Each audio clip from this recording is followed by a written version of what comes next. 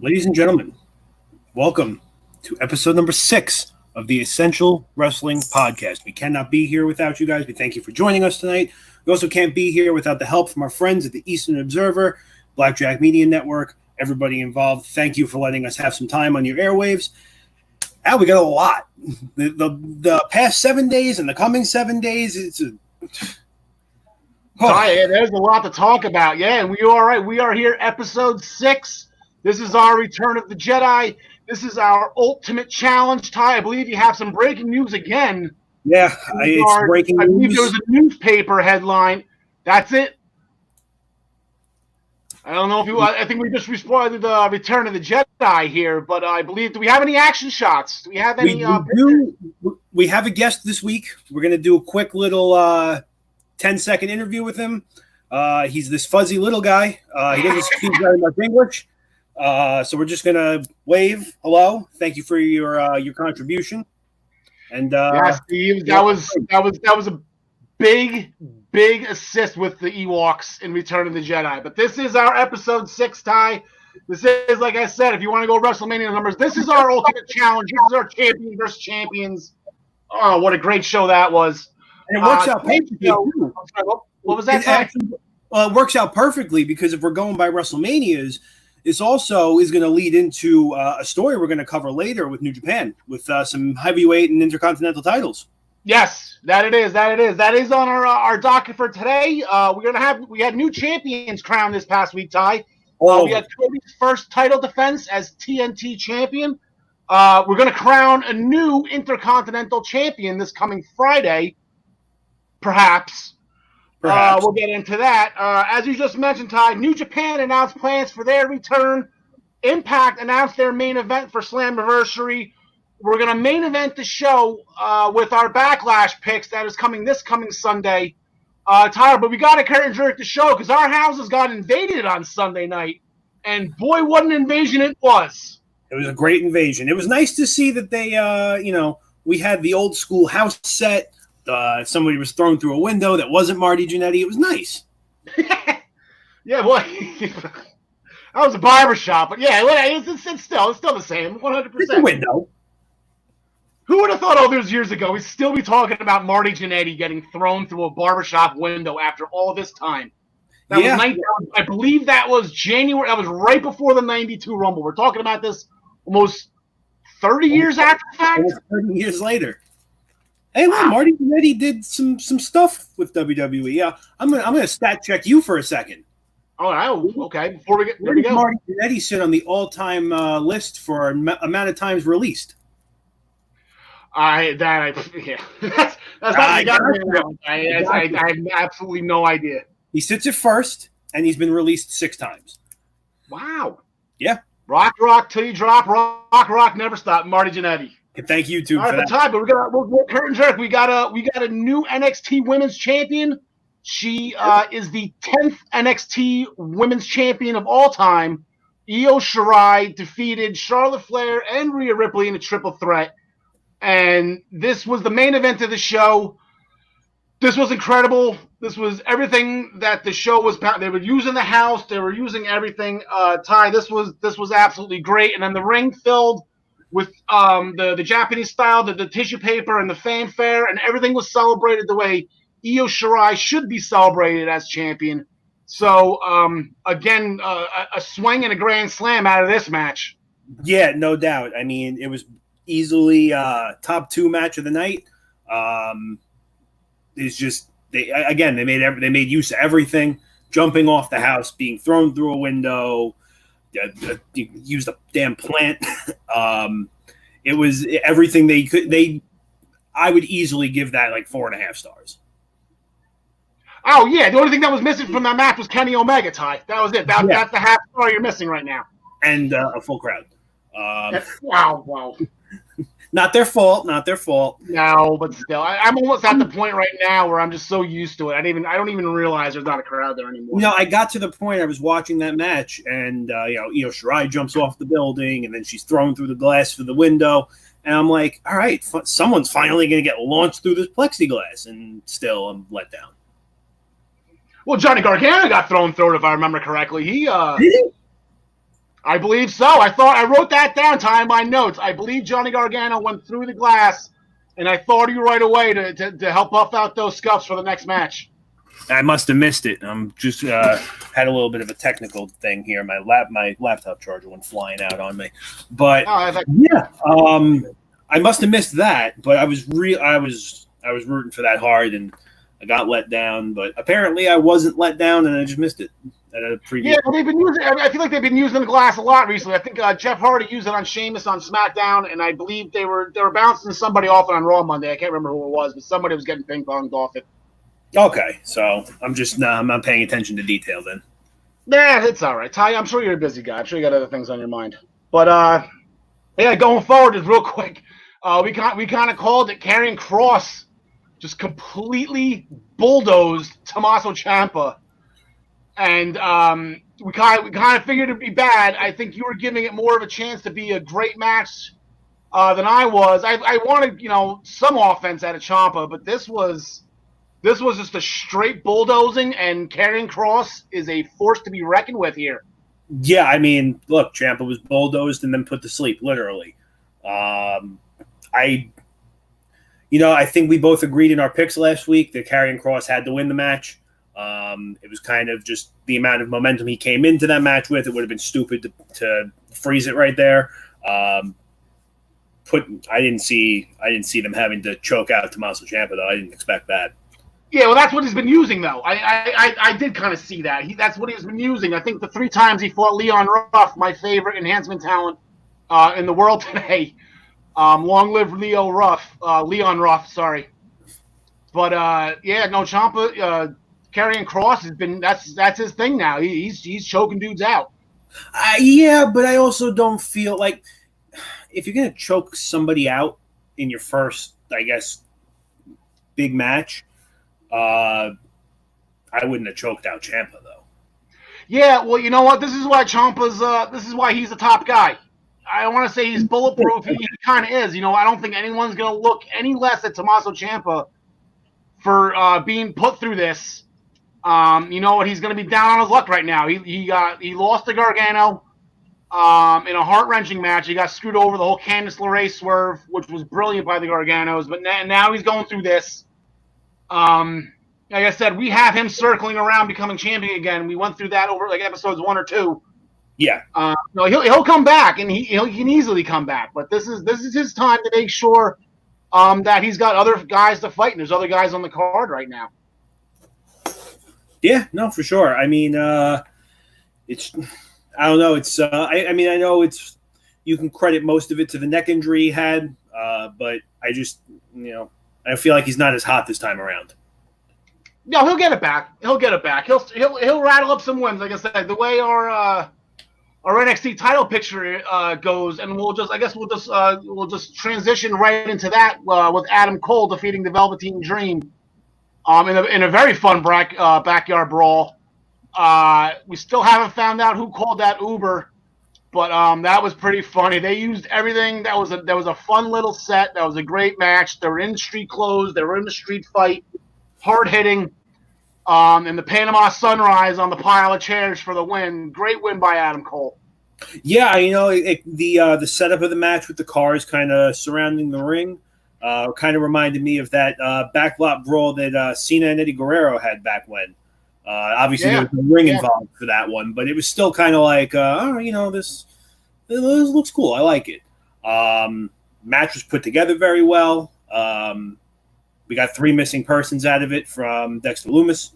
Not sure where they are, but he's taken over their social medias. That entire match was my favorite match of the night, hands down. Yeah, that was a lot of fun.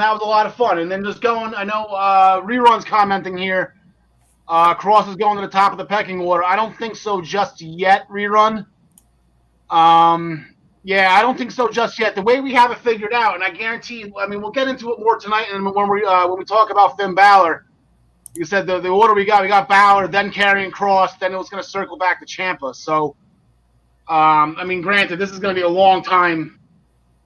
Maybe about a year and a half or so with all these, what we're predicting here. But and then you got to find a way to figure Keith Lee in there right now too. I know he's on a bit of a run as North American champ, but I also know that there's a lot of people that will love him as NXT champion. So yeah, there's a lot of top guys, now in NXT. And all of them were victorious. Finn Balor, Keith Lee retained, Adam Cole, and Karrion Kross. Those are your top 4 guys, and all 4 won. Yeah, no, everybody, all the big guys came out and got their jobs done this past Sunday at in your house. And then we'll just circle to the beginning match. I know they didn't announce this match until after our show last Wednesday, but the 6 women, again, NXT, this is a couple times now where they've had a women's match with a women's championship match. So the women that are not in the title picture. And if you notice the common denominators here, Tegan Nox, Dakota Kai, and Candice LeRae, those 3, Hunter trusts more than anything to give them a match, and they shine. All 6 of them shine. It wasn't just those 3. I think those 3 are the common denominator. And then you throw Mia Yim in there. Ty, that was a fun match. And Candice LeRae and Mia Yim, they battled to the back. Tegan got the pinfall victory, which made me smile. I picked them just because of Tegan. I don't bet against Tegan too often. Yeah, I mean, it was definitely a good way to open up their show. It definitely was. It got your attention real quick. And again, they didn't fall short of any expectations they may have or would have had from fans going into the match. Yeah, so that was a lot of fun. And then you throw in the old school commercial, like the one that sticks out is Adam Cole doing the Ico Pro commercial. I miss all that stuff from back in the day. I miss Ico Pro. I laughed out loud. I LOL'd when I saw Adam Cole in the Ico Pro commercial. And then even the intro to the show itself, NXT, 5.5 years of excellence. They completely remade the In Your House intro from 20 years ago, 25 years ago. So overall A+ from my end. I checked all boxes. A lot of fun. Congrats to Io Shirai. Like I said, just going to the women's division across the board here. We have Io Shirai, Asuka, and then if you go over to AEW, we got Hiroka Shida. We got 3 of the 4 women's championships on the major shows as Japanese wrestlers. This is pretty crazy. Yeah. No, for sure. And then if we can just circle back, Ty, then to NXT the weekend before, there was some stuff that went on that did not involve In Your House. El Hijo de Fantasma, your new interim cruiserweight champion. Shout out to John Smith to Rerun. I'm sure he's going to comment on this. He was adamant that Drake Maverick was going to lose that match for when he was on the show, and then last week in the comments, and then the text message I got last Wednesday night after Phantasma won. So shout out to John Smith, a.k.a. Rerun, for that pick. But Ty, you're watching that closely, and we something smells fishy here, Ty. Something's not adding up to me.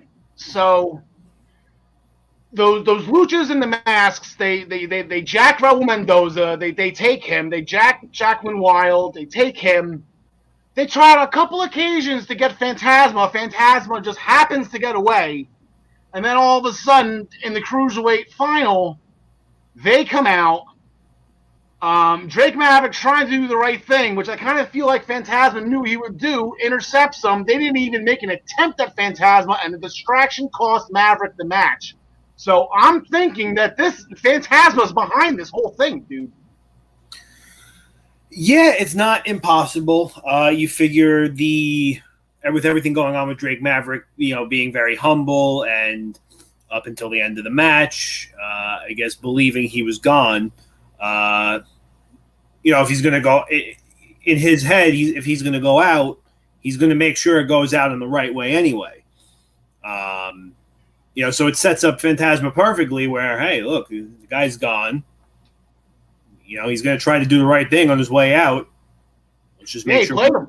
I feel like Phantasma played him knowing that he would want a clean match and didn't want anything to happen to Phantasma and do the baby face thing. And I think Phantasma played him. He played those emotions. And, if that's the case and he's behind this whole thing, then we got to start giving Phantasma a little bit more credit of being, like a super genius heel here. Yeah, I mean, obviously we'll see how that circles on tonight on NXT. Maybe they dig into it. Maybe they leave it be for a bit. But if you're Phantasma, you're in the ring with watching Drake Maverick leave, and he gets a new title. There's got to be a little concern there, like, oh, all right, this guy's sticking around. He might find out. Yep. And then I guess probably the most important thing that happened this last Wednesday, Ty. I smiled. I jumped out of my chair. Rizongo is back. And not only are they back, but they won a number one contenders tag team championship match. So they're going to be first in line for Imperium when that day happens. I don't think they announced it for tonight, but hopefully sometime soon. I'm excited. I'm a huge Fandango fan, and I apologize for not saying his name correctly. But him and T Breezy, love him. The astronaut thing was amazing. Like, I was so happy to see them back. Those gyrating hips just make me smile. Yeah, I mean, Fandango, however you'd like to pronounce it, they had a nice thing going when they were up in SmackDown for a little bit. I always enjoyed them. I found them entertaining. It kind of sucked to see them get quote unquote buried or thrown to no man's land. It's nice to see them kind of rebound a little bit. Yeah, they Fandango got hurt, and then I think he got hurt again. I think that's where he was recently. I know he came back one time, on NXT to help out Tyler Breeze, and I think he got hurt again. Yeah, he was out with injury for a while. And I remember like the big thing. I can't remember who they challenged. I wanted to say they challenged somebody for the SmackDown tag titles, and I was just so set on them winning. And having like this purple foofy like border around the title belts, like when they ever become champions, Ty, it's gonna be a show. They're gonna do something to the belts, and I'm like, it's gonna be great. Yeah, no, for sure. All right, Ty, what's next on your list here? You got the thing. NXT was great tonight. Well, actually, before let's do the matches real quick. We got 2 matches signed tonight. In a non-title match, we got Adam Cole and Dexter Lumis. I have no idea. Yeah, I mean, that's going to be. See, I don't know how they're going to go about that, because, again, referring back to what I said before, Dexter Lumis has 3 members of the Undisputed Era hostage somewhere. Adam Cole's obviously probably not too happy about that. It's interesting to see how this is going to be or how it's going to play out, rather. Are they all going to escape and make their way to the ring during the match? Or is he going to, like, wheel them out in a lion cage or something and make them watch? That's exactly what I was thinking, a cage. They just bring him out and he'll bait Adam Cole. Yeah, like that would be. Kyle O'Reilly's still filming his movie right now, so he's not an answer. He's not going to help, I don't think either. So yeah, wait for that movie to come out. If he's taking this long to be a part of a movie, I don't want to say Oscar, but quite possibly Oscar. Yeah, either that or the movie's going to be bad. It's going to be so bad to the point where it's going to get an Oscar. Yeah, it's going to get one of those. It's going to get like the Oscar that nobody wants to get. But yeah, no, I mean, like I said, I think it'd be highly entertaining to see them get wheeled into a cage or, something along those lines. But that'll be interesting to see how they play that out tonight. Yeah, it should be fun. And then poor Grimy couldn't help keep celebrating his win over Finn Balor. I was right alongside with him, but now he's got to face Finn again. And I think this is going to be a straight-up match. I think Finn's going to squash him real quick. And then, and he's, I don't know if now's the time he goes after or mentions Adam Cole. But if you have, one guy saying he's the greatest, champ of all time, and then longevity-wise, he has been. He's held it long. He has the longest reign in history. And then you got the one guy who probably is in that conversation in Finn Balor with everything that Balor did while he was champ. This is just too easy not to book. You have to do this. And with SummerSlam weekend coming up, you just do it. I think this is the time to pull the trigger on this. I'm going to I don't really have an opinion on this match yet. It depends on how much more, I guess WWE thinks they can milk out of Damian Priest and Finn Balor. I could see Finn Balor dominating the match and then having Damian Priest come and jump him during the match. You do that again? Yeah, I mean, depends on how pissed Damian Priest is, or if really they don't have anything to do for him yet. They might have to milk it out for a little bit longer. Who knows? But if you're not including Damian Priest, I would say it's going to be a pretty quick match or pretty quick squash. Yeah, Balor hears him. I know Balor hears him. So Grimey's got to learn when to keep his mouth shut. Yeah. But that's just not who Kramer Grimes is. That's not who he was when he was in Impact. That's not who he is now. He likes to talk, and he likes to talk about himself and gloat when he wins. So, yeah. All right, Ty. Now, I'm sorry. I apologize. I kind of cut you off earlier because we forgot to pick the matches. What's up next? What's on the docket? What does the magic screen say? We'll let you pick because I have two things right next to each other. No kidding.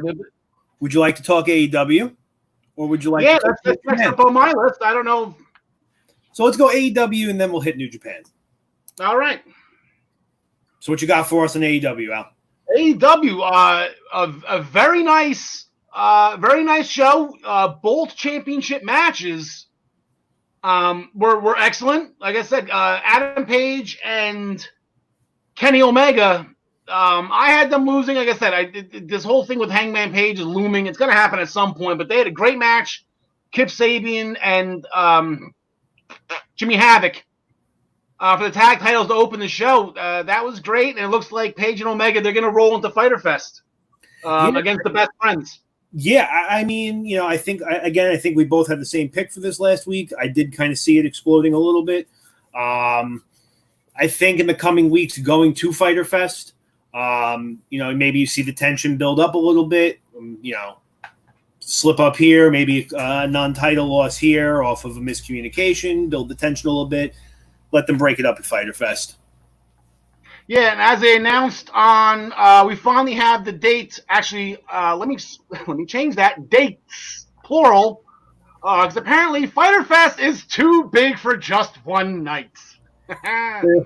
So Fyter Fest will be July 1st and July 8th, Wednesday nights, in place of Dynamite. So going forward as planned, I believe last year's Fyter Fest was a free pay-per-view just to get people to watch. I don't think they're going to do that this time. And I believe the other one, the Fight for the Fallen, was a free show too, just to get people watching before, what was it, All Out, right? Was their first big show into their first Dynamite. So Fyter Fest too big for just one night, and then the main event of that show, Jon Moxley defending against Brian Cage. And I just want to ask you a question about this one. Cage and Mox had a little bit of a head-to-head, face-to-face. Actually, it was more Taz and Mox. But Mox came into the ring, said his thing, walked away, and then Taz whispers to Brian Cage, and it's loud enough where it's on camera, "We're getting into his head." So my question is, Ty, is that a thing that's actually possible to play mind games with Jon Moxley? No, there's no way. I don't think so either, so I don't know. The thing with Jon Moxley is he's already out of his damn mind to begin with. So how do you control that? There's nothing in there. Obviously not saying he's stupid, but when you're out of your mind to begin with, there's nothing in there to control. So I mean, I don't know if that's it could be one of those things where maybe he's saying that just to be like give him a little bit of confidence going into the match, or because I don't think this is going to end up being a straight up match. I feel like there's going to be barbed wire and kendo sticks and tables involved in some form. Which obviously does not seem to be Brian Cage's element. So maybe even just small little pep talks to be like, hey, you'll be all right. Yeah, we used those ladders pretty well in that ladder match. And then if I do remember him in Lucha Underground, I think he got pretty violent in there. I didn't really see him a lot in Impact, but I remember the little bit I saw of him in Lucha Underground. He had that power glove. So Yeah, all right. Maybe I shouldn't have worded it like that. It really is kind of out of the guy's element, though. I mean, if you took, it would favor Mox if this was a. Yeah. So I mean, yeah, because I mean, like you take Brian Cage and Jon Moxley, and you put them in a street fight. You know, you're probably going to pick Jon Moxley 9 times out of 10, 10 times out of 10. So it's like I said, it could be just pep talks to keep Brian Cage going, or keep his head in the game. Don't let him get psyched out. Yeah, and it is possible. You know, every once in a while now, you know, you let Jon Moxley, you know, have a straight up wrestling match. You know, that is possible. You know, so you had Brody Lee. That was what? That was no holds barred. What was the stipulation at the last show? Double or nothing. I think it was just a regular no DQ. Yeah, and then he had almost did it. He had Hager in that empty arena brawl thing. So I mean, it is okay to let Jon Moxley have a straight up wrestling match. He does know how to do that. You know, like back in WWE. Yeah, no, back in WWE and Dean Ambrose, he had very good matches. He had a great match with AJ Styles for the title. He had I'm pretty sure he went at it with Cena once. That was a great match. He can wrestle. Yeah. You need to rely on chairs and kendo sticks and sharp objects. And then Cody's first title defense against Jungle Boy Jack Perry, as JR likes to call him. Again, another clinic by Jungle Boy, another clinic with Cody. This was the main event of the show, and it was everything that it was supposed to be. That was great. I know people through the social media rumblings are giving Cody a hard time because I guess in AEW you're allowed to wear a mask. But you know, who am I? I'm not going to tell him not to. Yeah, I mean, sometimes it's warranted, I guess. Yeah. So, but that was just a great match overall. Again, Jungle Boy in a losing effort comes out looking 10 times better than how he went in. I know he'll probably go back to the tag scene at some point with Luchasaurus, or rumors and rumblings of trios championships in AEW. That would be fun for Jurassic Express. I'd say it. That's how rumors start. Yes, and we do have to correct ourselves. Actually, okay, I want to take this time to make 2 retracts from last week. One, reading the articles we were discussing when we were picking Adam Cole and Velveteen Dream, talking about Adam Cole's contract expiring. Adam Cole then came out saying he signed a 3-year contract extension a few months back. So, although we were correct saying he's not going anywhere, and Hunter was going to throw a ton of money at him, and he didn't give the number, but so that was already happening. That's what happens when you read internet articles, people. And then the second thing we need to retrack, if I can find it. Did I do a screenshot? Probably took a screenshot.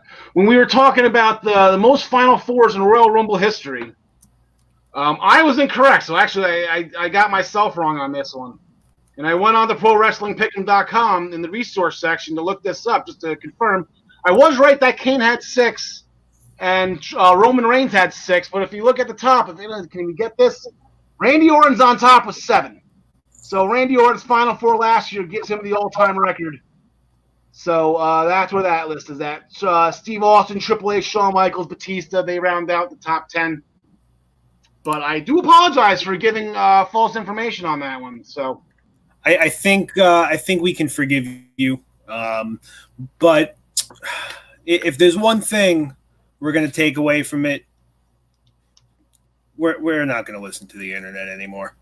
No, you can't read anything. I just scroll past it. You see articles, you read it, and Vince is pissed at this guy. Vince is upset with Roman Reigns. Okay, sure he is. Exactly. There you go. See, you know what? I like it. I absolutely love it.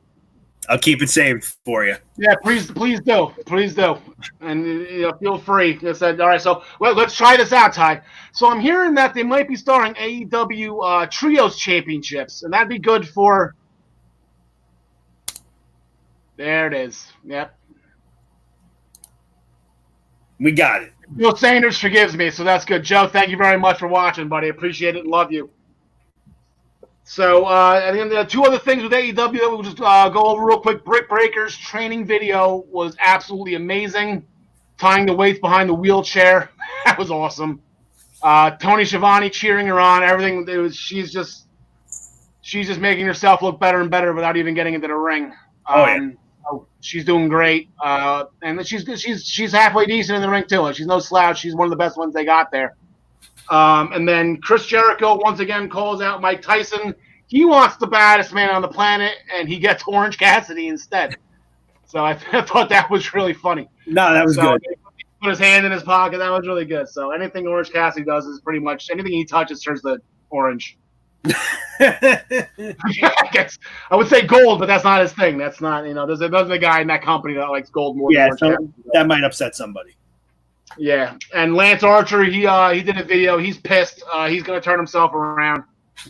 So going into tonight, Mark Queen from Private Party will be Cody's challenger for the TNT Championship. Ty, you see a title change here? No, not yet. I don't either. Yeah, to me, it's still too early.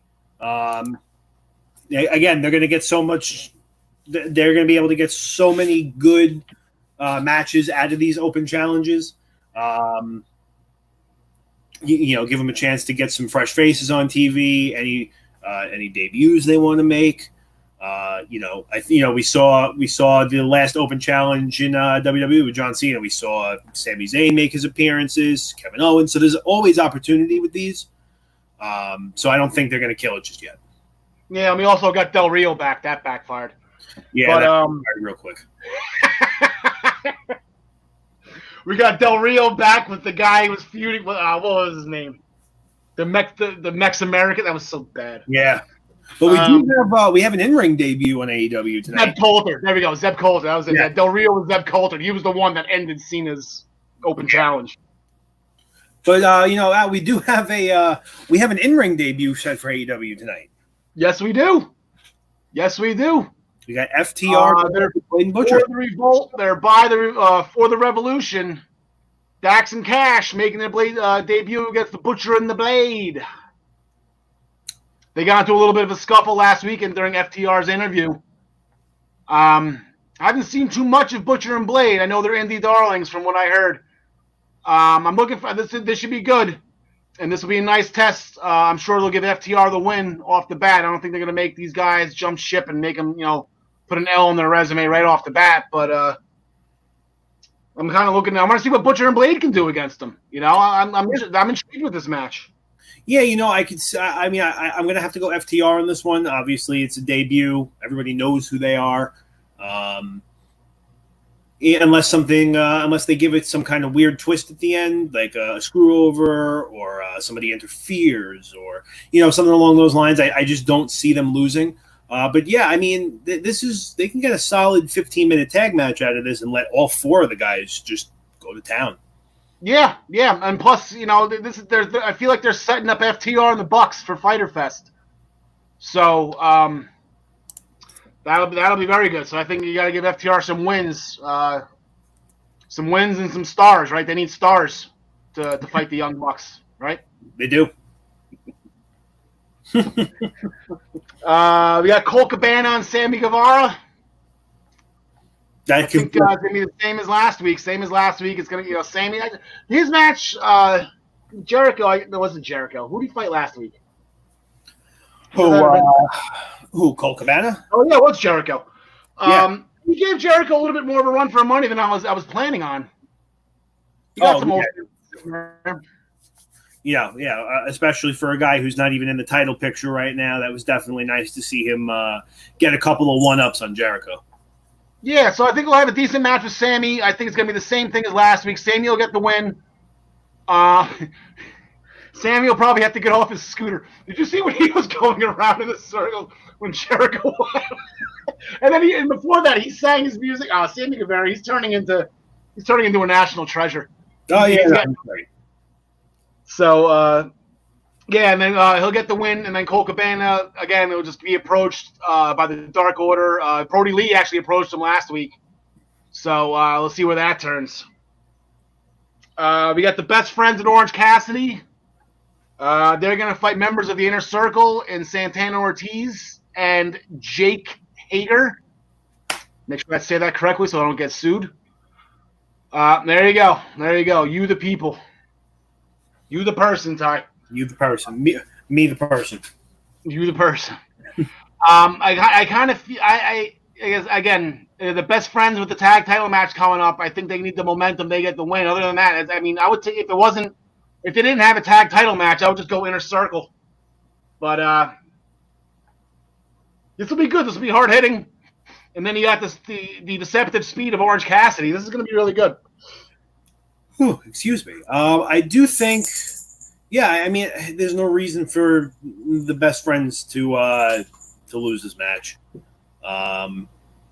If they lose, it'll probably be from outside nonsense from the rest of the Inner Circle. Maybe another. Yeah, well, Jericho. That commentary. Jericho's going to be on commentary this week or tonight. Yeah, and Sammy already have a match. Maybe Sammy will be out there, depending if he's not, if he doesn't get injured again and have to be on the scooter. Yeah, hit him with the scooter, exactly. And then just signed, I believe it was, I don't know if it was yesterday or this morning. Hikaru Shida and Chris Statlander are tagging up yet again, and they're going to fight Nyla Rose and Penelope Ford. Super bad, Penelope Ford. So I want to go with the champ on this one. It can go either way. I'm not going to bet against Shida right now. I mean, Penelope Ford, Nyla Rose is a beast and all, but I feel like Penelope Ford, I don't think I've ever seen her win. It's not. Cole, yeah. No, you're right. So let's shift gears a little bit because I know you definitely have some thoughts, comments, concerns. Let's jump to the big news from New Japan this week. New Japan is back starting next week, Ty. Starting next week. So they came out with an announcement on Monday. So I don't know if it was Monday there and early Tuesday morning here. I don't know. I know the time difference is a little crazy. I think we have to get up at 3 a.m. to watch Wrestle Kingdom. Yeah. But they're putting together the New Japan Cup. I know that's a big tournament that they have in a year where the winner gets a title shot. So they came out with the dates and times and the brackets of everything. And as Tyler, you put it right on the screen right there. They're going to start at June 15th with just a little, I would say like an opening ceremonies type of a night where they're going to have a together special card together. I believe just in celebration of getting everything back together. They're going to announce the matches as they happen. They didn't announce anything. From what I saw, the referees are actually the ring announcer. Are just going to announce the matches and they'll go take place. And then the New Japan Cup starts on June 16th. They're going to go about 2 weeks. As you can see on the screen right now, the semifinals of this will take on July 11th, and then the finals of the New Japan Cup will take place on July 12th. And hold on, let me see if I got that right.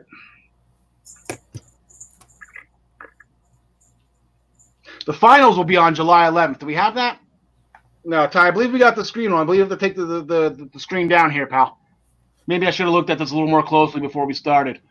The semifinals will be on July 3rd. The final will be on July 11th, and then the winner of the final will fight Tetsuya Naito at Dominion on July 12th. All right, so that's what I had. The fun thing that they're going to be doing is they're going to have some fans in the crowds, 1/3 fan capacity, for the New Japan Cup tournament final and for Dominion on July 12th. Well, the winner will get Tetsuya Naito, who was the IWGP Heavyweight and the Intercontinental Champion. So he's walking around being all Becky Two Belts over in Japan.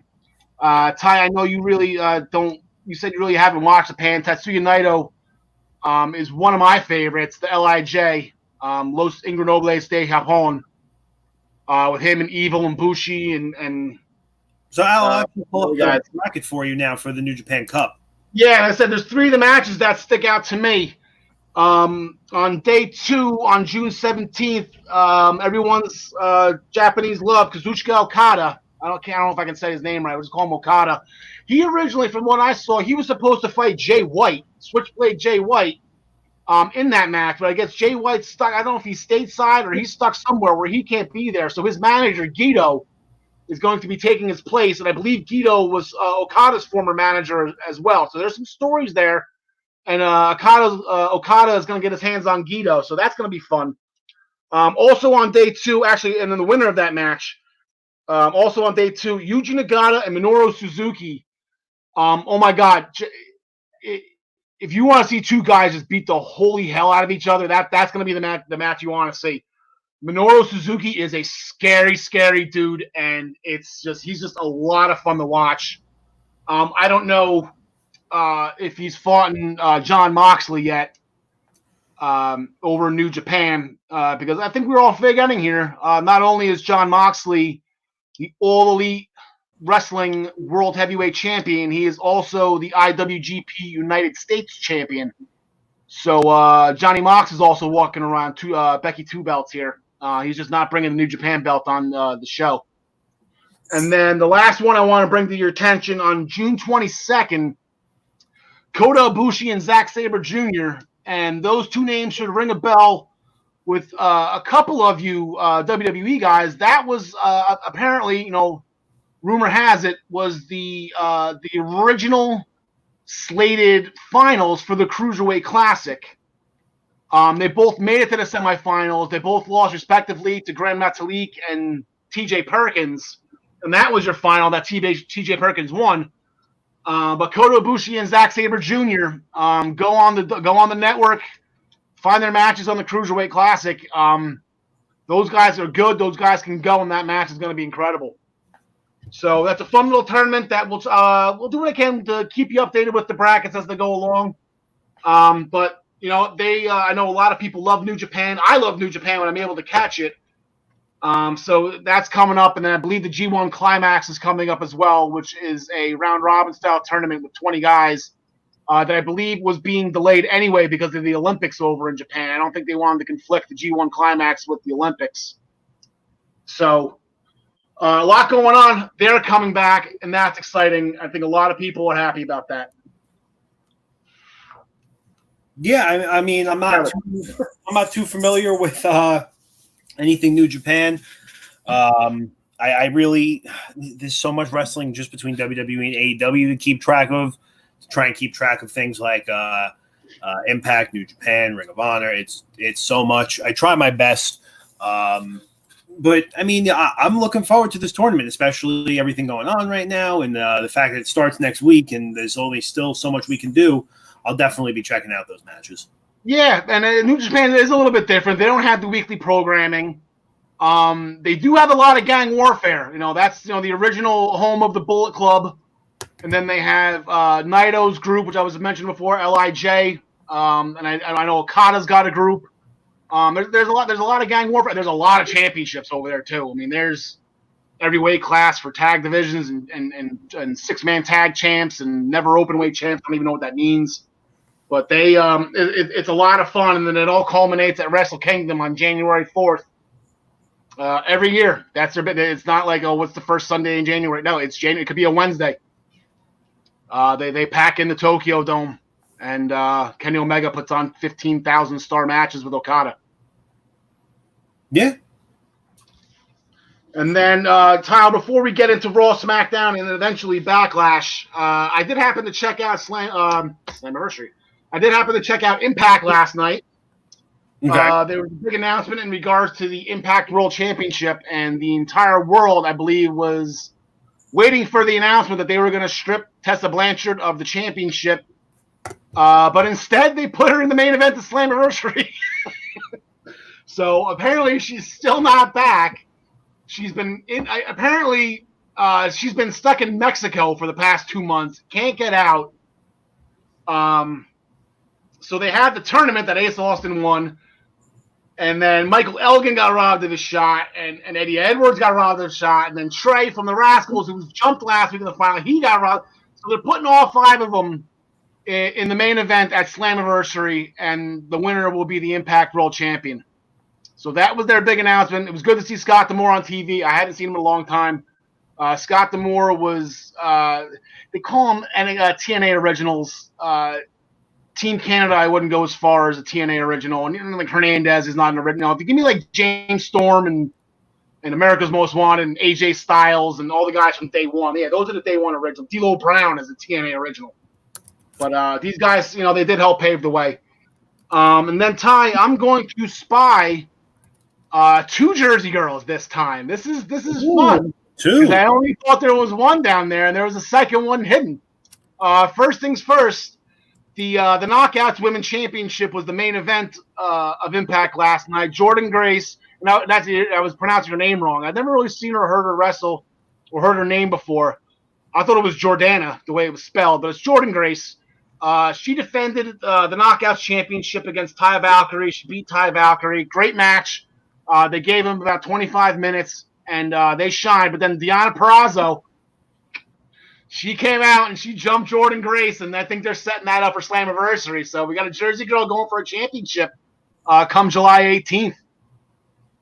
So that's really exciting. And then the other Jersey girl I didn't really notice about, Tasha Steelz. I had mentioned her name before. She pulled the Rick Rude, where she was on Impact and NWA on the same night. And she's from Newark, so she's a Jersey girl. So she had a match last night. She fought Susie, who was the alter ego of Sue Young, the Undead Bride, who was also Rich Swann's wife. Tasha Steelz picked up the win. So Jersey girls had a good night in Impact. Yeah, no, it's your Jersey girls are doing pretty well. They do. Sony didn't get the win. We'll talk about that in a second, but yeah, they had a good match. They had a good night. Oh, and a funny comment from our beloved Rhino. Oh God. Oh yeah, I heard. The guy he gored last week, Rahit Raju. All right, they're fighting next week, but I guess Rahit Raju was in the back asking Rhino why he did it. He's like, "Come on, like I'm a young guy. You should be teaching me. We should be tag team partners." And Rhino looked at him dead. Yeah, I have a tag team partner, and he has kids. So if Heath Slater decides to jump ship come July 18th, and he's one of those guys, he's got a tag team partner waiting for him when we get those two back together again, which would be a lot of fun. That'd be nice. A lot of cheese whiz and saltines going around that locker room if Heath Slater shows up. All right, so let's break down Raw. Let's break down SmackDown real quick. We'll look ahead to this week's SmackDown, and we'll get to our picks. So, what were your thoughts on Raw as a whole this week? Raw as a whole. Okay, well, I guess we'll talk about my big takeaway. Well, the women again. There's 6 of them started off on the show, and I guess we'll rewind to SmackDown before we get to Raw. Is that you 100% hit the nail on the head? Props to Ty. Okay, it's very tough to correctly predict the title change on TV. It doesn't happen all that often. Tyler got Sasha Banks and Bayley recapturing the tag titles. There you go. Do the dance. They defeated Alexa Bliss and Nikki Cross. So this gives Bayley and Sasha Banks the leeway to go to Raw, and that was the first thing you saw when he turned on. Asuka came down expecting a match with Charlotte Flair, and then here come our tag champs, which are allowed to be there now, without crossing over any type of boundary, whatever. Not using their 4 chances a year. I think they did away with that real quick. I haven't heard anything about that since Charlotte did it. Well, yeah, because Charlotte's been on every show for the last month and a half. So that was fun. That's what kind of caught my view. I think Sasha and Bayley. I think Bayley's getting quite obnoxious, and I think it's working. I like how that went. The decathlon stuck out to me. That was a lot of fun. Especially with the music that was selected during the dance competition with Montez Ford. Yeah, Ivar picked Fandango's old music. Montez Ford took Sexy Boy Shawn Michaels music. That was a lot of fun. That one was funny.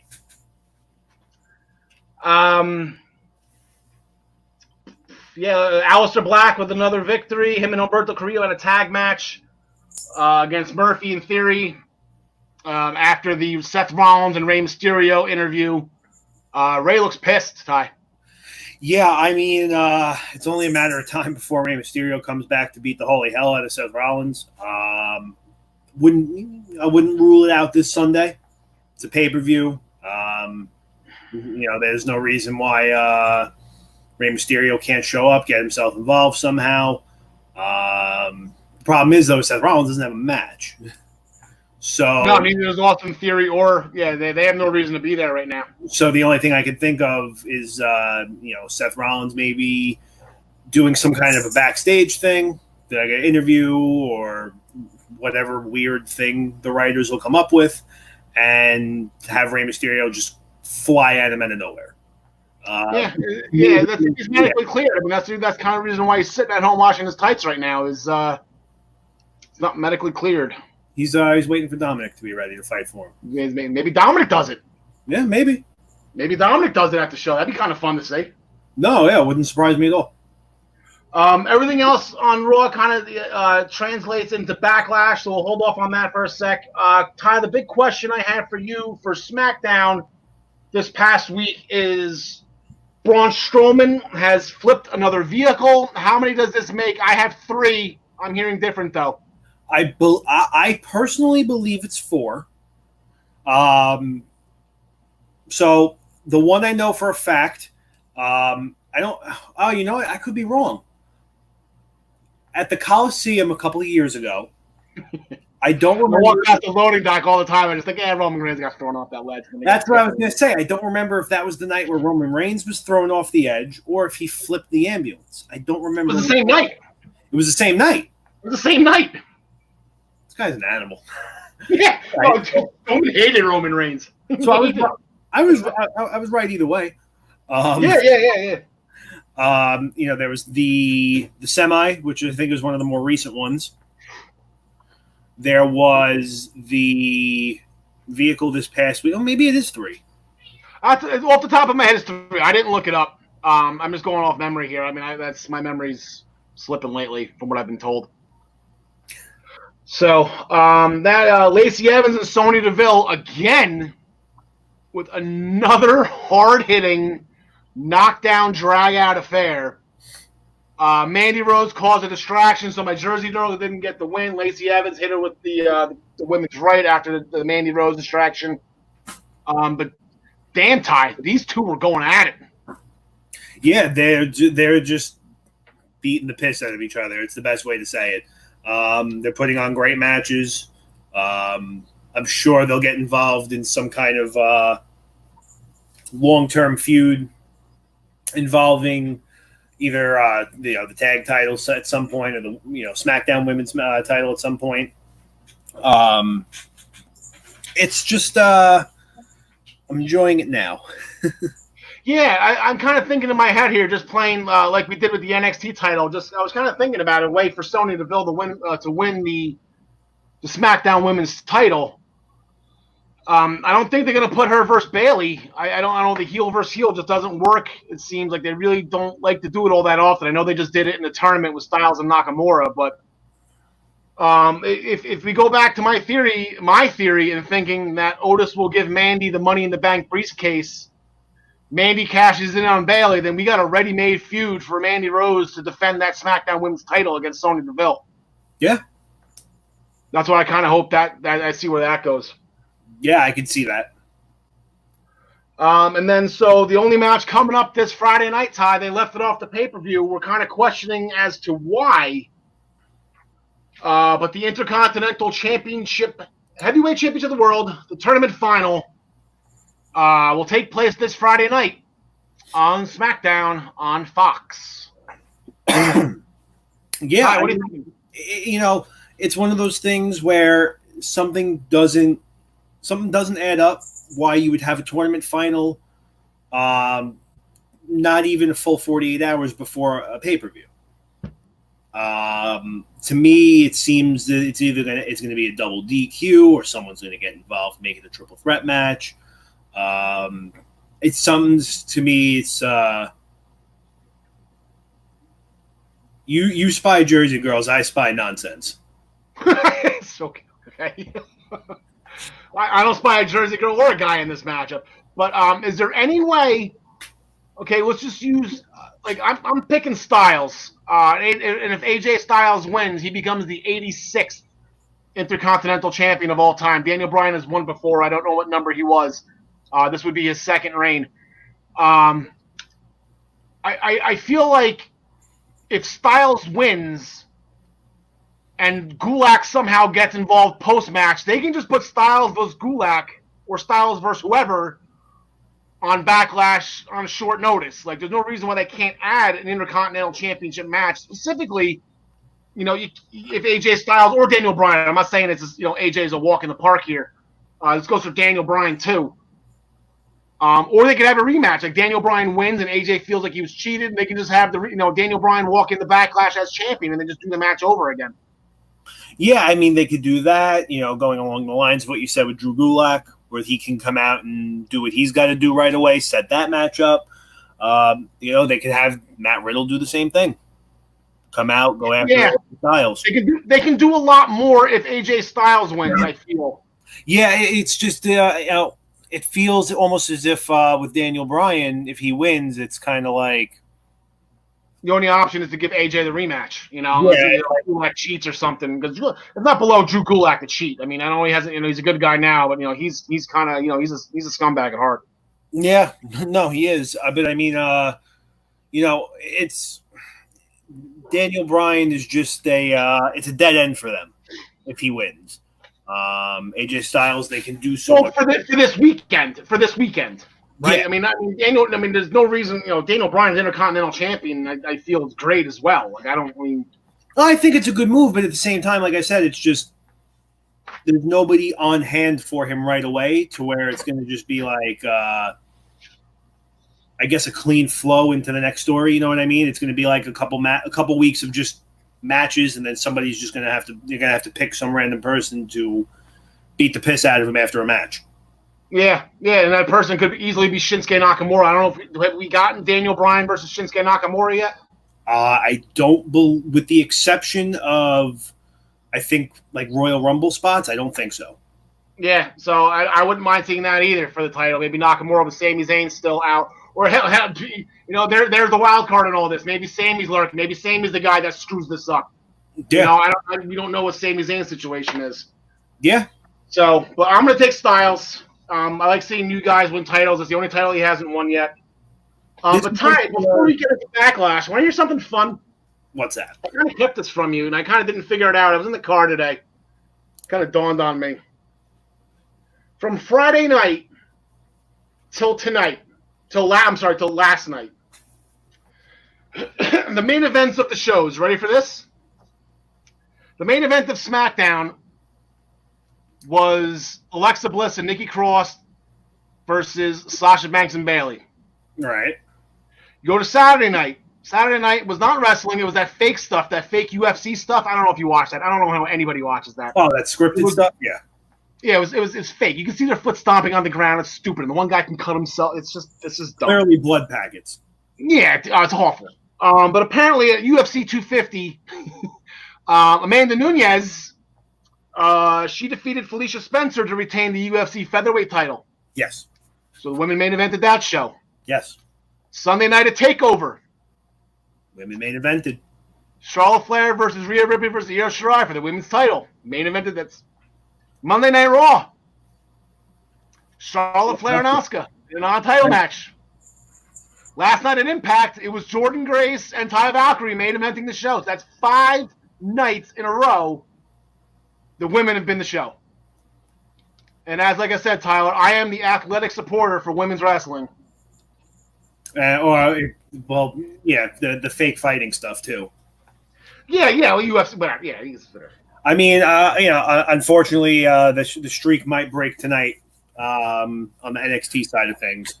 I don't know. You know what? If Ripley and Shirai, and even if Charlotte Flair comes out, the women could easily. I don't know if it's going to be a match. Even if they come out and scream at each other, I'll count it. Yeah, that's exactly it. Now AEW, I can't imagine that tag team match being the main event, not with Cody. Especially when you have. I'm assuming that 6-man is going to be the last match for the night or their main event, and with Jericho at ringside and everything with Tyson, like they're not gonna put that on the back burner for a meaningless tag match. Yeah, exactly. So, with that being said, all right, Todd. Yeah, go to Backlash. Let's do it. All right, now Backlash. Our picks are brought to you by. There it is. Woo, there it is. ProWrestlingPick'em.com. Play against your friends. Play against the universe. Ding. And you can join us in the Essential Wrestling Podcast pool, where Tyler, I believe I have finally surpassed you. It took about 2 shows. You took off. You got a nice lead. 5 minutes. I got funny. You got a nice lead after Money in the Bank. I finally caught up to you, but there is a guy in our pool that surpassed all of us. His name is like Kathlon. I don't know how to pronounce his name. But we did get a lot more people joining in for NXT. We hope everybody plays again in Backlash. Definitely chime in with your comments, who you're picking, who you're doing here and there. So, Ty, what's the first match up? What's the first match up here that we have to pick from? So the first thing we're going to look at on Backlash, Jeff Hardy, Sheamus, pretty simple. Everything going on right now. Obviously, Jeff Hardy was, in his eyes, falsely accused of a DUI, or hit and run rather, that led to a DUI arrest. Here's the thing that is a little perplexing, Ty. At the beginning of SmackDown this past week, Jeff made it known that when he was in custody. I don't know if it was in the hospital, the police. I don't know if he went to the hospital, or if he went right to the police station, or whatever. But somebody told him that it was a guy with red hair and red beard that did it.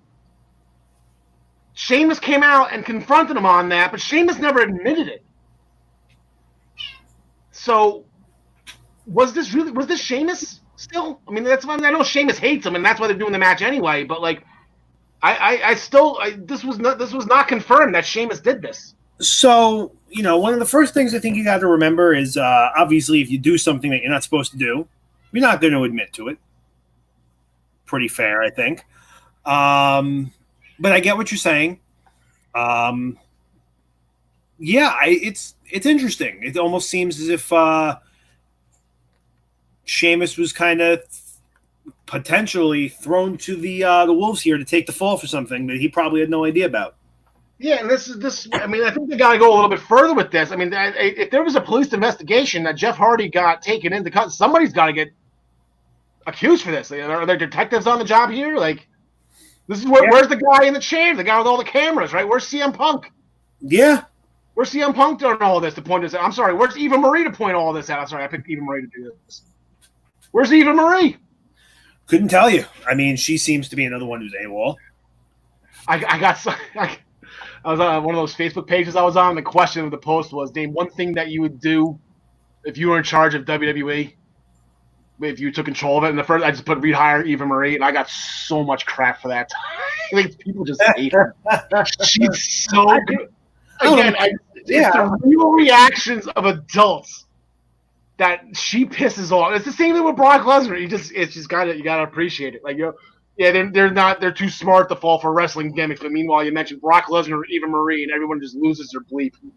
I mean, it's but it shows you that the product's working, though. That if people can still get people riled up. As far as picks go, though, I'm gonna take Sheamus.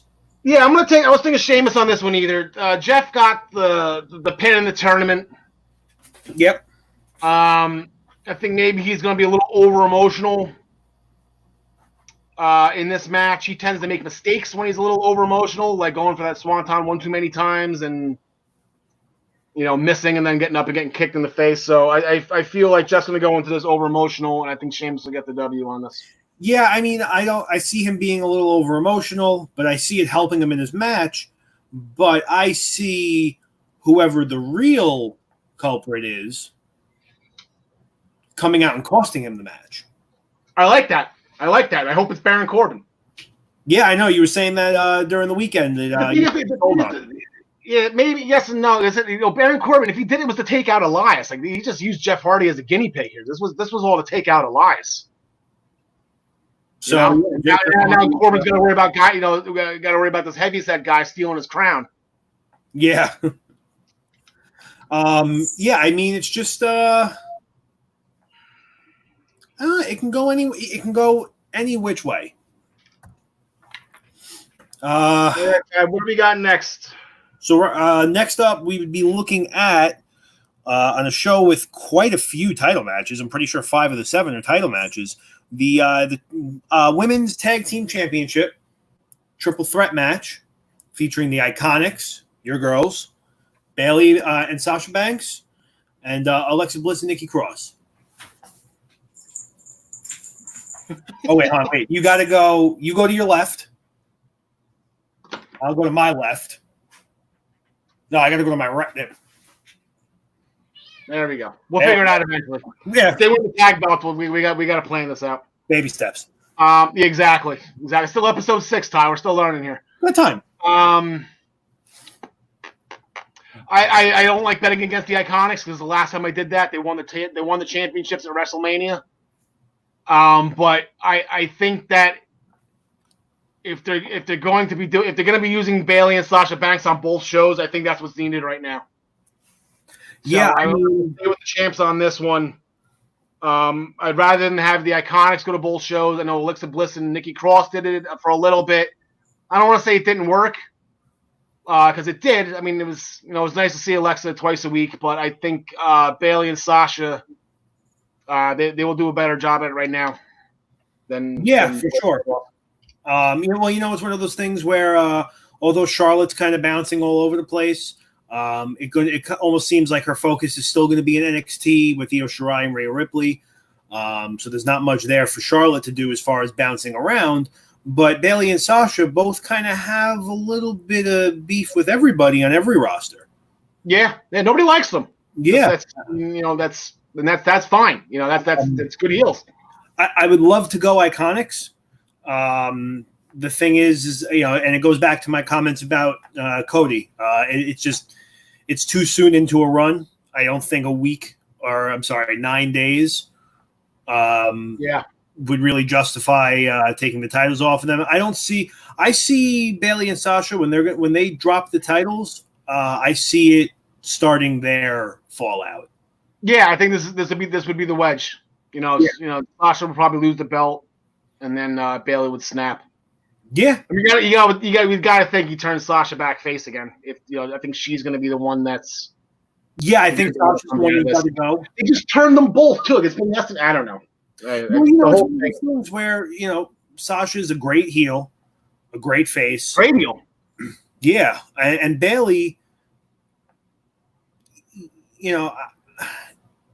I don't think many people expected her heel run to be as successful as it is.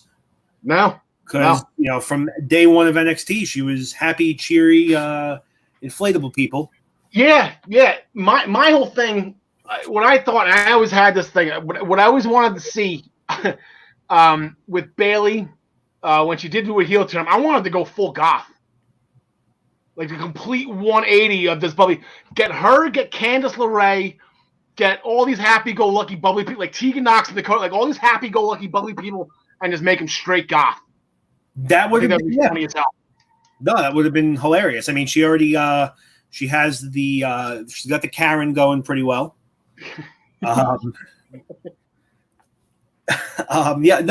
would definitely that would have just been interesting to see how that all would have played out. But it's also would all 4 of them together have worked? Yeah, no.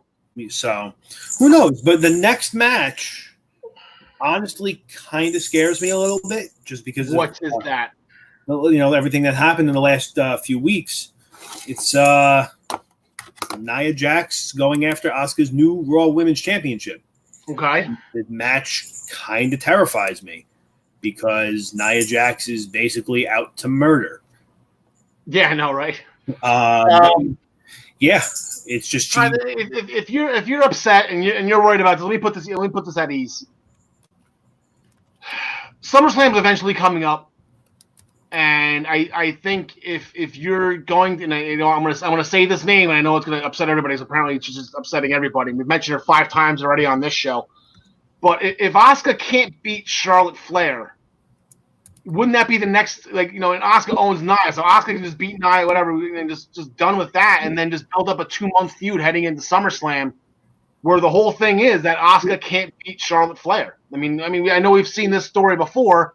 I believe Becky did it with Asuka. Yes. Right? Becky. I don't think Becky's still beating Asuka, right? No, she beat at the Rumble. Yes. Right? Didn't Becky finally get the win on that? Win back? But it's not the first time they've tried to do the "you've never beaten me" thing. They just did it last year with Batista and Triple H. Yeah, and so it's been done before, but we're at the point right now, like, Charlotte's saying it, like making it public, and then she did it again in the main event Monday night. So I think we're going towards Asuka and Charlotte Flair, and we're going towards an Asuka victory at SummerSlam. So in turn, I can't imagine them giving the belt to Nia for a month just to give it back to Asuka so she can fight Charlotte at SummerSlam. It's not, or maybe do they do a triple threat at SummerSlam? I don't know. I don't know. But I feel like Asuka, again, she's been the empty arena MVP between her and Montez Ford. They've been co-MVPs.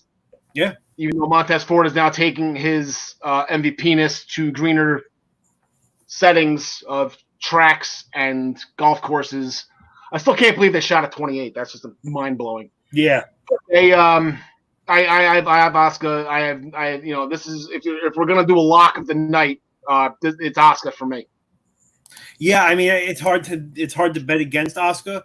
The only way I see Nia Jax beating Asuka is if she legitimately kills her. After that, we're looking at Apollo Crews' pay-per-view debut as a champion. Yeah. He goes after where Andrade is going to be challenging him for the United States Championship. Yeah, Andrade won a triple threat match. It was a very interesting triple threat match. Him and Angel Garza had to go at it for a little bit, and then they throw Kevin Owens into the mix, who hates both of them. Andrade ended up getting the win. Selena Vega got caught in friendly fire with Garza and Andrade by accident. She's not too happy. I'm staying with the champ on this one. I think Apollo. He's had a couple pinfall victories now over Andrade. I think he's just going to continue to roll here. Yeah, I don't see Apollo Crews losing this match. Especially it seems as if Zelina Vega's little crew is starting to dismember itself. Kind of off what you were saying. It's Angel Garza probably tries to get involved and backfires completely. We've seen that probably once every other week for the last forever. So yeah. Actually, I thought Angel Garza was going to win that triple threat. To tell you the truth, I was actually a little shocked that Andrade won. He was the last person I thought was going to win it. No, yeah, I mean it was surprising. I figured they might want to give Angel Garza, even if he loses, a little bit of his own time, like get him in the singles match. I'm not going to complain. I think it's going to be a good match either way. No, not at all. You'll never hear me complain about Andrade being on a pay-per-view. Yeah, you can't. Next, you're looking at an interesting match. It's a handicap match for the Universal Championship. Looking at Braun Strowman's going to defend the title against Miz Morrison. Hey, ho. Ho, ho. Miz and Morrison. I know. I had this brief conversation when John and John were subbing in for you when they had the hot tag in here. We all agreed that they really didn't have a shot here. As fun as it would be to have those two as co-champions, and it's an interesting way of looking at it. Is that Strowman in recent memory walked into a handicap match as champion and lost. So, granted, it was a 3-on-1, not a 2-on-1. Actually, it was a 2-on-1 because Sammy really didn't get involved until the pin cover. But Strowman's not really. I feel like they did a pretty decent job of making it feel like Strowman, like there could be a chance for Strowman to lose. There's no way. And I said there's a post-match Fiend attack waiting for Strowman at the end of this. Yeah, I mean the odds really should be in Braun Strowman. I mean, they're not in Braun Strowman's favor to begin with on paper. 2-on-1 is never a good odd, but yeah, you take his track history and it gets even worse. I think the obvious pick is definitely Braun Strowman, though. I don't see him losing. You notice you look at the card, and Otis doesn't have a match. Maybe Braun Strowman does get himself into some hot water, and Otis repays the thank you for helping him be a tag team partner a few weeks ago. Yeah, not even to cash in, just to help, because that's just the type of guy Otis is. It's the type of guy Otis is. Nice guy. Hard-working man. He's a what does his ass say? Working's man Otis or whatever. Working man Otis. So our last title match for the night. Before you go, is Tucker okay yet? Has anyone heard from Tucker? And is what did he have? Yeah, Dexter Lumis has him. He's fine. Tucker's fine. He had his taking care of him. Oregon Trail disease. What is dysentery? You didn't even say it right. Yeah, he had dysentery from the Oregon Trail. Hope Tucker's doing okay. Yeah, I'm sure he'll be all right. All right, the last title match. Yeah, so our last title match of the night is going to feature Drew McIntyre and Bobby Lashley. It's been getting pretty heated on Raw. MVP's gotten himself involved. Had a little match. I believe it was this past week or last week, right after the pinfall. Bobby Lashley shoots right in the ring, throws Drew McIntyre in that full Nelson. Al, what do you think? Do you think Bobby Lashley's finally getting his moment? Yeah. My question before I answer, Ty, my question for you: can Drew McIntyre break the full Nelson? That's what I feel like. That's where this whole match is going to come down to. Are you? I think he can get it in. I think he can get it in the full Nelson. I don't know if he can break it though. I mean, I know the rope breaks there and whatever, but it's just can he break the full Nelson? Are you insinuating a Lashley lock challenge? Kinda, a little bit. I'm saying the move. If he's been using this for a while now, then I would say, this McIntyre could break it, and it wouldn't be but this is fresh, Ty. This is fresh, and this is devastating. And he put out both Viking Raiders with it. And I finally said that correct. I've been watching replays of the shows, and I've been saying War Raiders every single time. So I apologize to Mr. McMahon. I know they're the Viking Raiders. Get it right, damn it. So I feel like this is new. This is fresh. And I think Lash gets it in. And I think Lash is the champ going in. I'm going to take Bobby Lashley. I think he's going to be the champ going into Extreme Rules in the rematch. See, this is kind of a hard match for me to pick, and I'm thinking more long term. I'm gonna pull this up quick. I'm gonna cover my tracks now, so there's no decision later. I know the whole thing going around right now is potentially building to Brock Lesnar and Bobby Lashley at SummerSlam. I didn't hear that. It's been around for a little bit this week. Everyone's been wanting to see that for years now. I mean, the fact that people want to see Brock Lesnar, I want to see it too. I mean, I want to see it 100%. When Lashley came out that Raw after Mania, I'm like, ooh, I want to see him fight Brock Lesnar. Even in Impact, Bobby, because they're both, the MMA and whatever, Yeah, so I mean, I'm going based off of just this. That if they are really building towards this, I don't know if having somebody. I don't know if Drew McIntyre breaking out of the full Nelson when it's Bobby Lashley's real first test with it in a match. It's not like Chris Masters was. He was throwing Eugene in a master lock every week. It's Drew McIntyre. It's a big dude. I feel like if Drew McIntyre breaks the full Nelson, I feel like it kills kind of anything that they put in place going towards that match. Exactly.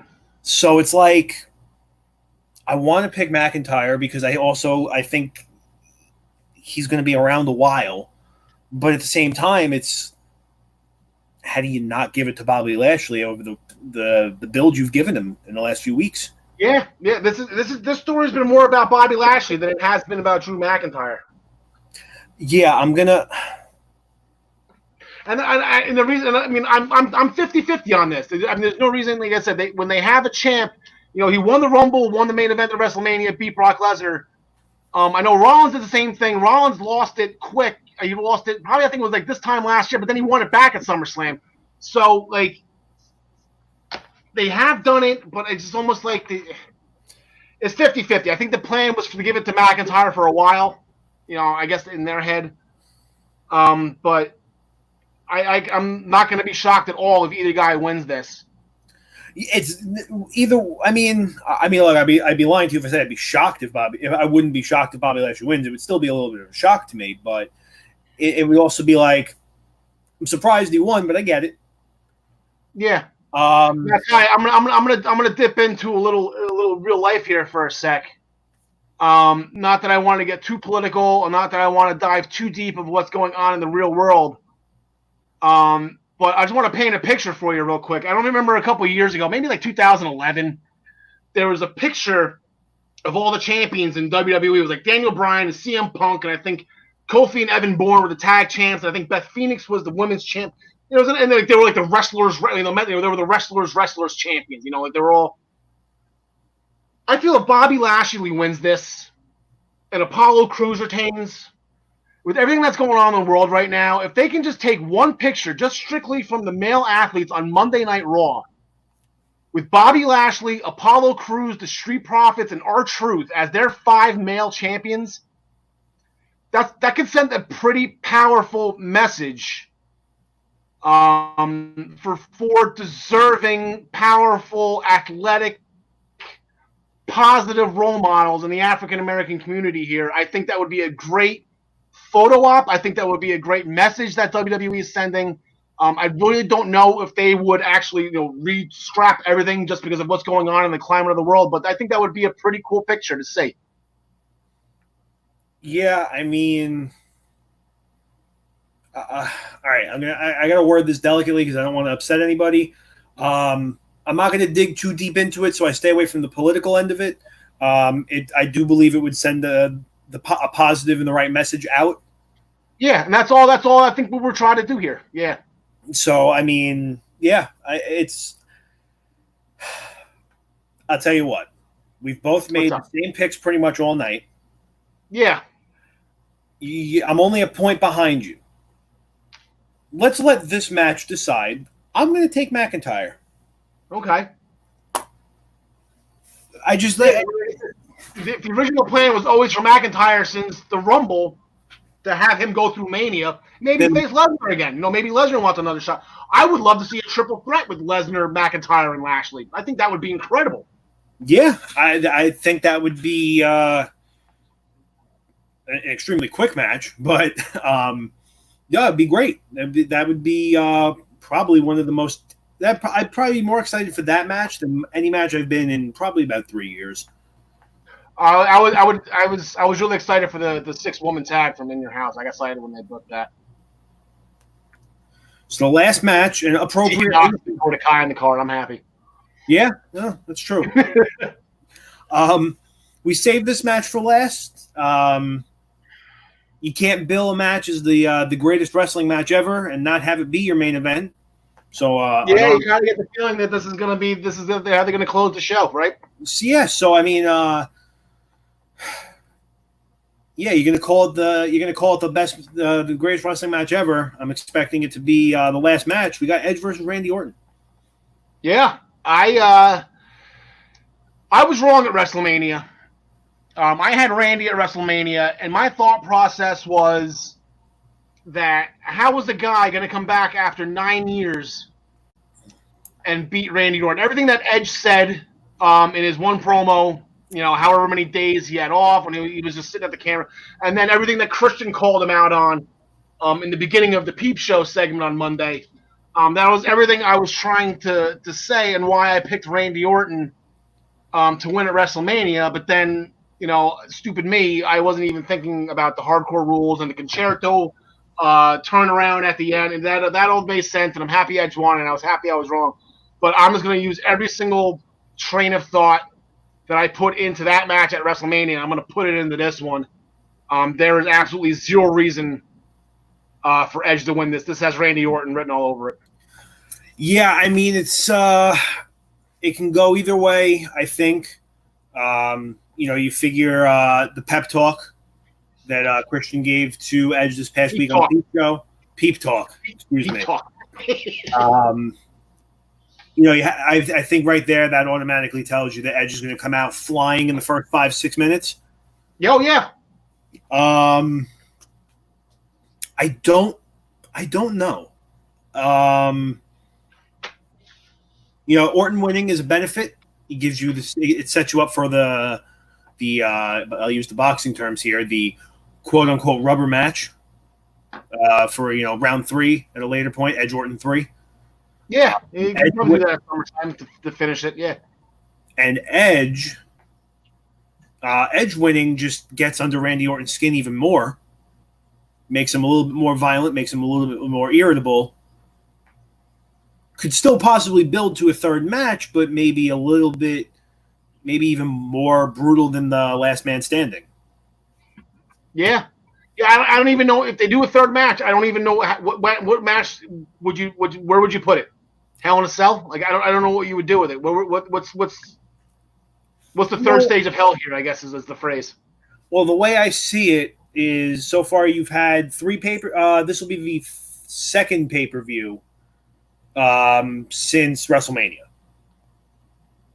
Okay. So you had Last Man Standing at Mania. They obviously both did not compete at Money in the Bank. Yeah. And now you have this match of Backlash. They don't necessarily have to go right back at it the next pay-per-view. No, I wouldn't think so either. Next pay-per-view is Extreme Rules. It would be a nice place, but I would save it for SummerSlam. Yeah, I would. You have to think SummerSlam, especially everything going on right now with the virus pandemic, people not wanting to work because of that. They might not be in such a rush to end this feud right now because on paper right now they might not have anything for Edge, and he did sign a 3-year contract when he came back. It could, like I said, it could be they might not have somebody for him right now, or the person he was supposed to be going at right now after the Orton feud. Example's sake, if he's supposed to be fighting Roman Reigns after this, Roman Reigns isn't working right now for his own personal health. He's got to go after Seth Rollins at some point, Ty. Seth punked him out years ago. And I was saying if Edge ever came back or whatever, when I heard the rumors and I read all the things, he's got to make a beeline for Seth Rollins for what he did after the Survivor Series in 2014, where he made him look like a complete bait on national television, and I'm sure Edge hasn't forgot that. I think that would be next for him. Well, that could be another thing they set up. Seth Rollins doing his thing, whatever, a couple weeks, couple months down the road, and Edge just comes out and just takes him out. Yeah, 100%. And Concertos do the same thing. The problem is Edge might need a little backup for that. Like I said, you're fighting a 3-on-1 here. Hold on a minute. That's actually a good point. And he's friends with Mysterio too. He's friends with Mysterio, former tag champion with Rey Mysterio. Yep. You could tie that in right there. Especially if you want to jump right into it, I think that's a good way to do it. But like I said, there's no need to rush this whole thing. Edge and Orton are still putting out a great program. No, there's no reason to rush it. Like I said, even give them, I would keep them off Extreme Rules, and put them somewhere at SummerSlam, and exactly, and then end it there, and then have that either Edge, and then by that time Rollins and Mysterio will be wrapped up. That's I would say it's a turning corner of the calendar, of the wrestling calendar, plot line. Yeah, but or even after SummerSlam, hypothetically, maybe this whole thing with McIntyre and Lashley ends, and Lesnar's out of the picture, and whatever, and McIntyre gets the title back. I would like to see Edge and McIntyre for the WWE title. Maybe Edge gets a title shot at some point. Yeah, maybe. I'll take Orton. Also, it's just I see something going down against Edge's, out of Edge's favor. Whether he be the one to put himself in a bad spot or not, but we'll see. All right. Well, again, we appreciate you listening to our picks here, just go to ProWrestlingPick'em.com. We told you who we've picked. Definitely go on to the Essential Wrestling Podcast pool and log in with your picks. We have the there we go. You have up until about 5 minutes before the show starts to make your picks for these matches. I'm sure more matches will be announced on SmackDown. Hopefully, maybe one more. Like I said, we're kind of hoping for an Intercontinental Championship match with whoever the champion may be coming out of Friday night. So, Ty, I believe we have some promotional stuff to get to, right? We have to promote some things. Yes, I do. I have an email from Vince McJoey. Let's see, read generic. Oh, okay. All right, I got this. No big deal. Let me just pull it up for him. But Al, while I wait for this to come up, do you have any other thoughts, questions, comments, or concerns on the pay-per-views? I don't know. Just thinking off the top of my head, I'm looking at John Smith's comment, and he's calling maybe like an Iron Man match between Edge and Orton at SummerSlam. Maybe 30 minutes. Let's just hope that there is no crowd at that point still, because the last time we had an Iron Man match with a crowd, it got really bad and people were really upset by it. So I was actually thinking about that with the empty arenas, that now would be a good time for an Iron Man match at some point with nobody counting down from 10 every minute. Yeah. We had Dolph Ziggler and somebody else. Ziggler and Rollins, right? Had the 30-minute Iron Man match that got ruined by the Pittsburgh crowd. Yeah. Leave it up to the Pittsburgh crowd. And then John's also calling the MVP interference, and Drew passes out to the full Nelson. So even John's going with Bobby Lashley on this one.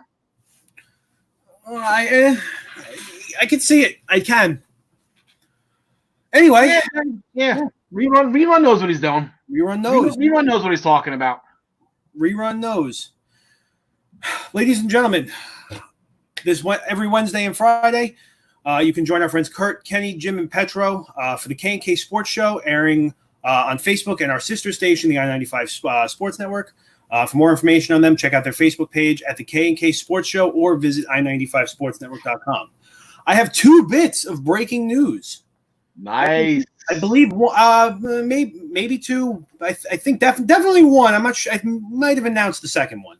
Okay. All of our friends on Long Island, make sure that this Saturday night you're with my friend Joe Jarzinka on his Zoom interview series for the Primetime Rundown, as he's going to sit down with the radio voice of the New York Islanders, Chris King. That's going to be this Saturday night, June 13th, starting at 7 p.m. right here on the. And Al, I got one more thing. I'm sorry, I didn't mean to interrupt you. I was just saying, Ken, I'm sorry, I didn't mean to interrupt your train of thought there. You're good. No, I got one more tidbit of breaking news. Okay. We're going to be the first to announce that also on the Primetime Rundown Zoom interview series, we're going to welcome in one of the NBA's top play-by-play broadcasters, the voice of the Atlanta Hawks on Fox Sports South, Bob Rathbun, on Thursday, June 18th at 6 p.m. Same place on our YouTube channel for the I-95 Sports Network. It's going to be on our Facebook page at the Eastern Observer. And any other additional information you're looking for on that, you can go straight to our website at easternobserver.com. Al? I like it. I like it. This coming we're going to go back to Tuesdays. Yeah, we'll be back. We're going back to Tuesday nights starting next week. Same time, though. It'll always be 6 o'clock. This is going to be our standard home. We took a couple days last week and this week in remembrance and observance. But next week, we're returning back home, 6 p.m. Tuesday, on all the same channels that Tyler just mentioned, the I-95 Sports Network on YouTube, and also here on Facebook. And a lot of you watch on Facebook Live as well. That's it for me. Ty, anything else from you? I got nothing till next week. Alexa Bliss, we love you. And to everybody else, best of luck in your future endeavors.